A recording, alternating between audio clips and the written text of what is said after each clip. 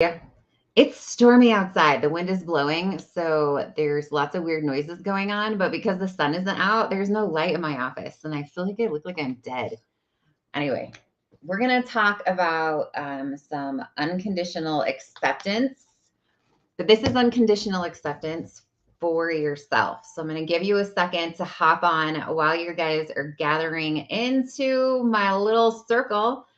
I love to know where you're from. So if you're on here, tell me where you're from, where you're coming onto my social media. Also, remember, because sometimes this is confusing, remember that I'm streaming from a software platform onto all my social media sites. So sometimes if someone asks a question or types something and you hear me talking about it, you may not see it. And that's just because they're on one of my other social media platforms or whatever. If you want to make sure that you don't miss any of my Soul Delicious trainings that I do every Monday, you can hop on over to my YouTube channel and subscribe.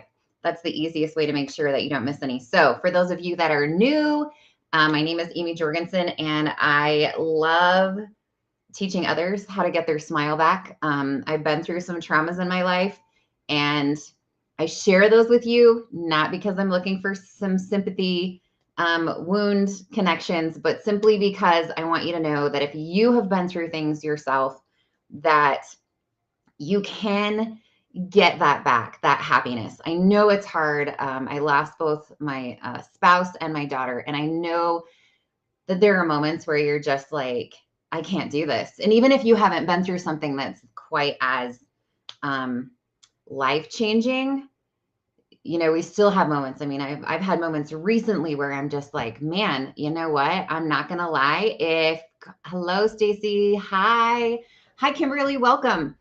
There's times even now where I'm like, if someone offered for me to run away to a foreign country and not come back, I might just do it because, you know, stress gets to you. But so today we're going to talk about unconditional acceptance of yourself. And if you've been here before, you know, I like to share things that are resonating with me that have either happened to my clients lately or something that I'm dealing with, because is what happens is, even today I was like, okay, who needs to hear what? Yes, you can watch it later. It'll be here on my page, or you can hop on over to my YouTube. But it'll be posted. So I have this whole, hello, Debbie. I have this whole array of books. Like, I just have hundreds of books over here by the side of me. And so when I went to do this and to put together what I was going to talk about, I was like, okay, which book has in it what someone out there really needs to hear? And potentially a lot of you need to hear the same thing, but I was like, oop, there it is. That's kind of catchy, right? Go back to my, what is that, from the 80s or something? But I pulled out this book, and right aligned with opening it up to the exact page. So I know this is what we need to talk about, and I know this is what we need to hear, but it also resonated with me with something that I went through this past week. So I talked about it a little bit before, but I'm going to hit on it again in a little bit of a different way. We're going to come at it from a little different vector. So I was having some serious issues with body dysmorphia that I didn't realize that I had until a couple of people pointed it out to me. And my best friend was like, you have it in your head still that you weigh the same that you did before I started doing keto. Oh, it's almost my keto-versary, actually. I believe April 10th, 3 years ago. And I have been on keto religiously since. I haven't even once come off of keto in 3 years. That's how much I love it. But my friend was like, you are still back in the space of what you weighed before you did keto. And I was like, okay, maybe you're right. And so we're going to talk about this a little bit on like body shaming and how come it's so difficult to get out of that space, even if you do go through some life changes. But when it comes down to it, why are you in that space to begin with? Because you shouldn't be. So we're going to talk about how you get there. And then more importantly, what are some things you can do to get out of it? So the first thing that I did was what I always do. And you can use this little system for anything that you're going through. So I look at my problem. Okay, so what do I have going on? Formulate it into a question. So why am I shaming my body? So I know that I'm shaming my body. And this, I'm going to caveat this with, This is not a bashing session. You just need to know that growing up, I came from a very structured culture as far as religion goes. And so that plays a huge part in how I view myself. And I'm not saying that that space that I came from is right or wrong or hither or near. I'm just telling you because, it's part of who I became and why I feel the way that I do. So this is not a bashing session, but things like this do really play a part in how you view yourself. So in the culture that I grew up in, you really don't talk about anything as far as sexuality goes. It's a hush hush thing. You don't talk about sex. You don't talk about what happens when you have sex. You don't talk about different ways that you have sex. You don't talk about any of that. And now, as a practitioner, I can tell you that working in the community that I work in, there's a lot of misinformation, communication going on amongst the youth. And there's just that's for a whole nother thing. But anyways, so some of that is coming from there, right? Lots of confusion amongst the people that I work with about what losing your virginity is and what counts as losing your virginity. And I'm amazed at the types of sexual acts that people are doing that they're saying. Now we're going to use big words, so put on your maturity here. That some of the people that come to me say, well, his penis isn't penetrating my vagina, so I'm a virgin still. And followed with a bunch of, graphic things about what's going on. And I'm like, all right.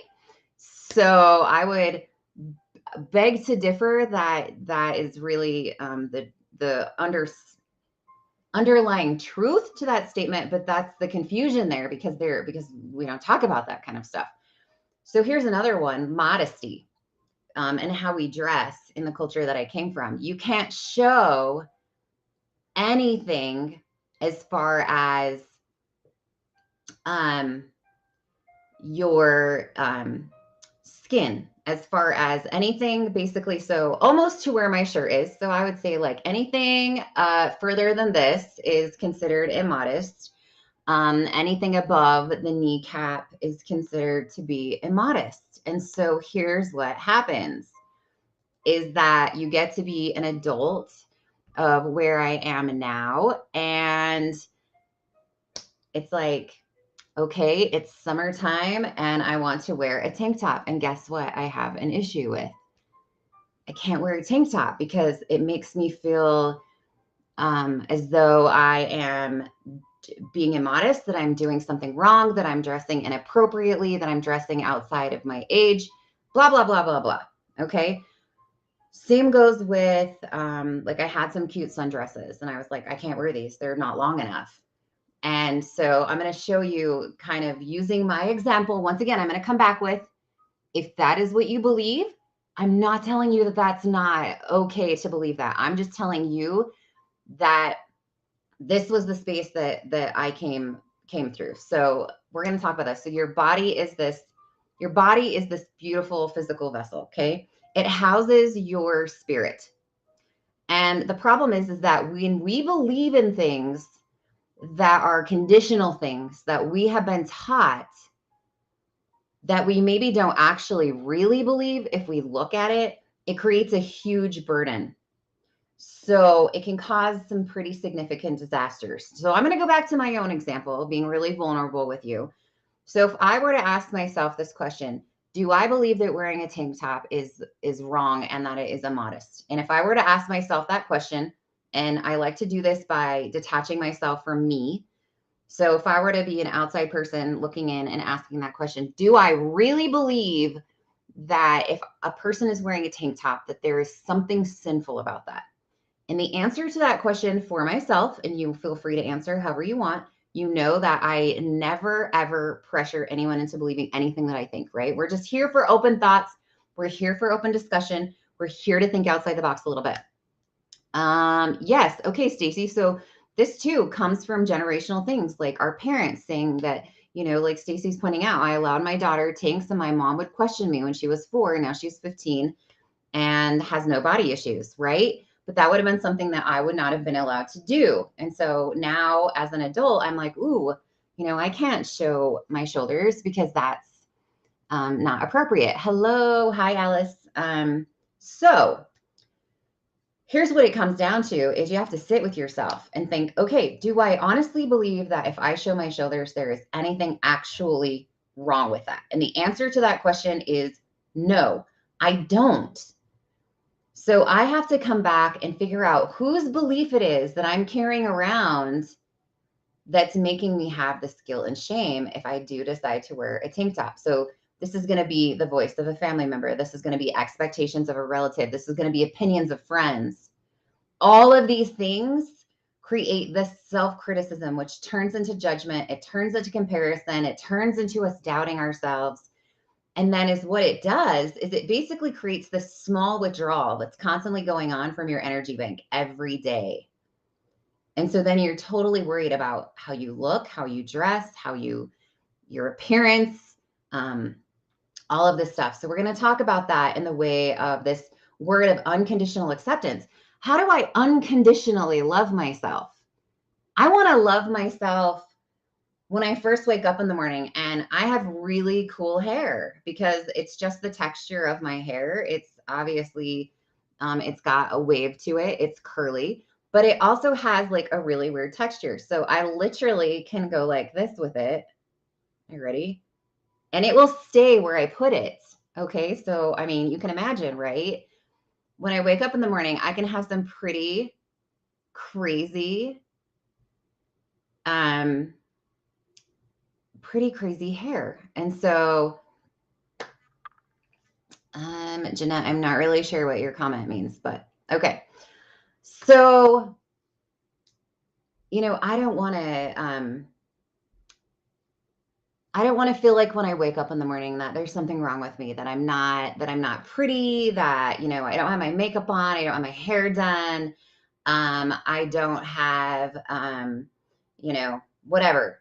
And so I want to have that unconditional acceptance, right? That I feel and that I love myself every moment of the day, regardless of whether or not I've got myself together. So here's the thing, and I'm going to say this statement. And when I put this together, I was like, wow, man, that really is like the resonating statement of the day.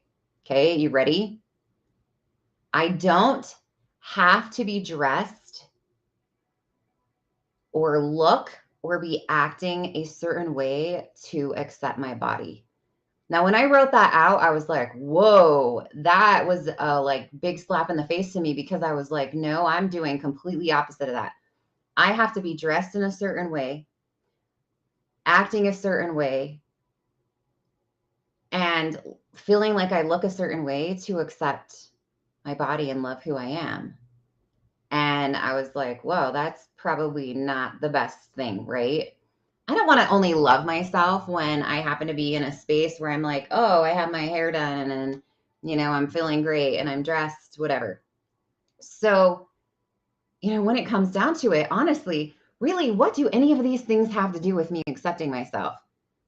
Nothing. They're past conditioning that has taught me that I should only love myself if and only if. And there's where the caveat to that statement comes.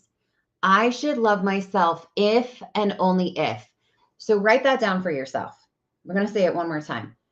I should love myself if and only if. Like, what is your if and only ifs? How many of you are like, oh, it's weight. I'll love myself if and only if I weigh X amount of things. So you know what? Is the most transparent person ever. Honestly, I just put it out there. So let me tell you something. Okay. 3 years ago, when I started keto, I weighed 215 pounds. I think I weighed the same exact amount that I did when my daughter was born. And it was devastating to me because she passed away. And that was one of the hardest things I dealt with, was that I had a baby and I never lost any of the weight, and I didn't even have my daughter. And it was really difficult for me to go through, because I felt like in the past, I always used it's okay that I look like this. It's worth it because I have my baby. And I didn't have that. And I went into some serious depression for it. So fast forward now, here I am. I've been doing keto for 3 years. Okay. So I did, at some point, I weighed 215 pounds. So now I feel as though I am at a healthy weight for myself. So I now weigh 145 pounds and I'm 5'7". So, and I'm not telling you this because I'm like, oh, whatever. We're using this as an educational source. So is what I want to tell you is that's a big weight loss, right? Going from 215 to 145. Guess what? I still look in the mirror and I still see the same thing. And I'm telling you that, and I'm being vulnerable because I want you to know that this is the cycle that we get into, right? I've lost all that weight, but I still look at myself. Candace, I haven't seen you forever on here. I love you, girl, but I still look at myself and I'm still back in that judgment, back in that comparison, back in that doubt of viewing myself the way that I should. And so that's what I want. That's what I'm telling you. So you got to get rid of that. I can only love myself if and only if I look in the mirror and I don't have any, bumps on my legs. I don't have any cellulite. I don't have any extra skin around my stomach. I don't have, I'm 42. So unless I go have that cosmetically fixed, it's not going to go away. But what if I just learned to love myself? And I'm going to tell you something that I caught myself doing that was actually creating part of this judgment process. Okay. So here's one thing. I love to wear pajama pants out in public. And people are like, you can't do that. And I say, why can't I? Because it gives people the impression that you're lazy, is one of the comments that I've gotten, because it makes people think that you don't care, that you're lazy, that you're whatever. Well, I'm here to tell you that's complete rubbish, right? Because I get up in the morning every day at 5 o'clock. I go to one job. I come home and I work on my business for at least 2 hours. I do other things outside of that, being a mom. I exercise every single day. I eat incredibly healthy. So, I have 3 degrees and I'm working on my second master's. Like, wearing PJ pants has nothing to do with whether or not I'm lazy. But that is the opinion and the expectation of other people, is that if I'm running around in pajama pants, I must not care, which is totally not right. It's totally not true, right? I'm running around in pajama pants because I like to be comfortable, period, dot, which is really funny because I have a friend who wears very trendy clothes. And we were talking about this the other day because, I decided to go out on a limb a little bit, and I was like, okay, I'm ready. Like, I'm now separated, and I'm gonna dress, a little differently, and I'm gonna just get out of my t-shirts and PJ pants, and I'm gonna try to love who I am, and I'm gonna try to expand my horizons a little bit. So as I'm putting these clothes on, I feel absolutely uncomfortable, right? And of course, she's like, "Oh my gosh, you look so amazing." And she only sees me in my uniform at work. So her response was, "You're not a square under there." And we were laughing so hard because we wear these hideous uniforms, and she was like, "Oh my goodness, you're like, you're a woman under that uniform." And so we were giggling and laughing about it. But I told her, I feel as uncomfortable. I feel incredibly uncomfortable going out in public in these clothes. And she said, I would die if I went out in the stuff that you wear in public, in your PJ pants and your t-shirt. She's like, I would die. And that's just the difference, right? Of how we have listened to the opinions of other people, of the expectations that we have, and the voice of whatever that is for you. But here's the thing for her. She loves to dress like that. She loves to dress like that. She wears whatever she wants that she feels cute on. And she could give 2 hootalollies about what anybody thinks about what she's wearing. So in that case, own it, love it. And I love that for her. And so here's the thing, is it doesn't matter if you want to wear the trendy clothes. It doesn't matter if you want to wear the shorty shorts. It doesn't matter if you want to wear the sundress. It doesn't matter if you want to wear a really long dress, if you want to wear pants. If really, if you want to wear a robe out in public, just make sure you're not, going to go to jail for exposing yourself. But stop defining yourself by what you look like. Who freaking cares? Who cares? Well, here's the bad part. So when I started looking at this for myself, and I was like, why am I being so hard on myself? Why am I putting these clothes on and looking at myself and absolutely picking apart how I look. You know why? Here we go. Moment of truth. Because I was judging other people. Yep. Yep, I was. I realized that the reason I was doing that to myself is because when I go out in public, my past religious views, my past expectations of relatives and the things that I've heard, I was looking at other people dressed like that and I was picking them apart. Yep. Usually when we struggle with something, guess what? It's because it's a self-reflection of what we're doing. So there's the hard part to hear. I was having a hard time looking at myself, how I was dressed, because if I saw a person dressed like me, I was shaming them. And it's not any of my business. Dress how you want to. Dress for what makes you feel good. So, what do? We do a realignment. So I started working on myself and I started making sure that when I saw someone out in public that I normally would have shunned or said some little stupid comment in my head about, "Oh, you're too big to be wearing that," or whatever dumb thing was coming up, I caught myself and I made myself look at that person and I was like, "You look beautiful. You look beautiful, and I love that you are embracing that you are loving the outfit that you're wearing." And do you know what it did for me? Did the same exact thing for myself. I stopped looking at myself that way.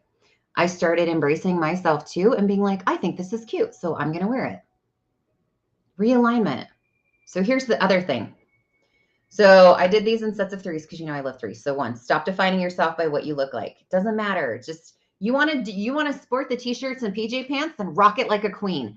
You want to sport the booty shorts and you're 55, rock it like a queen. You want to be a cowgirl and sport some boots and cowgirl pants, rock it like a queen. Whatever you're going to wear, just rock it. That's all. That's all you got to do. Rock it, own it, be beautiful. Next, become your best friend.